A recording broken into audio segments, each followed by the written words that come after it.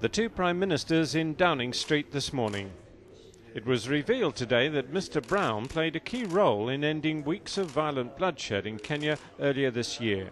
According to Kenyan PM Mr. Odinga, Mr. Brown's phone calls to the political leaders of both sides in Nairobi were what started the process that ended in a power-sharing deal. Today's meeting comes ahead of a round-table forum between British and Kenyan business people aimed at stimulating investment.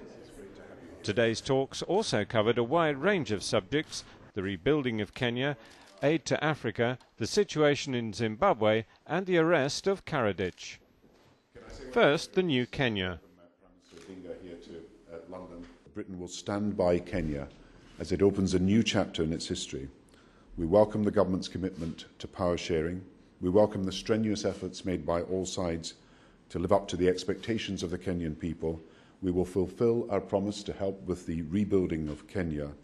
And to this end, I'm delighted that Britain is today hosting a business roundtable which will send the clearest signal that Kenya is open for business. Neither we nor the Kenyan government underestimate the challenges.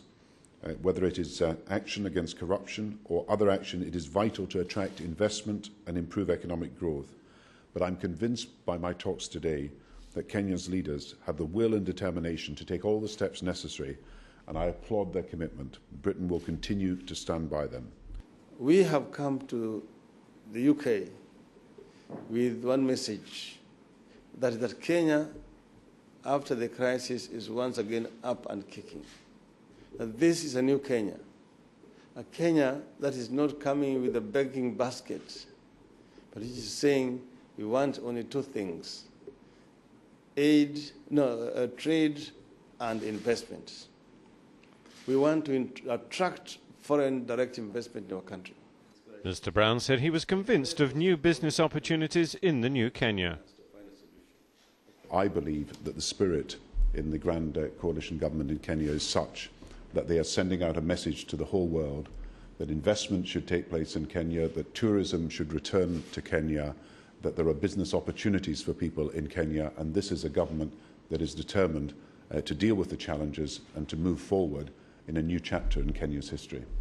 Mr. Brown was asked about the arrest of Radovan Karadzic. We support the International Criminal Court.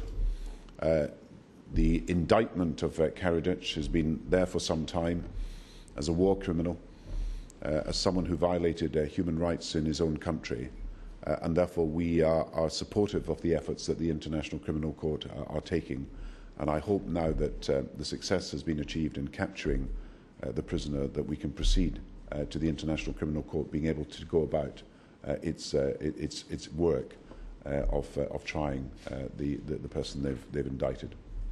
Mr. Brown then spoke about continuing pressure on Zimbabwe. We will continue with the policy of sanctions to continue the pressure that is necessary so that there is a fair outcome of any negotiations to the benefit of the people of Zimbabwe.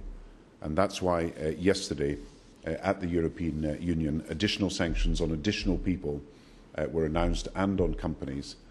And we will continue to look at what more we can do, tracking the investments of those people and their bank accounts and where the money is held throughout the world, so that people understand that Zimbabwean people need a democratic and legitimate government that represents the full will of the people and does not practice violence against the citizens of its country.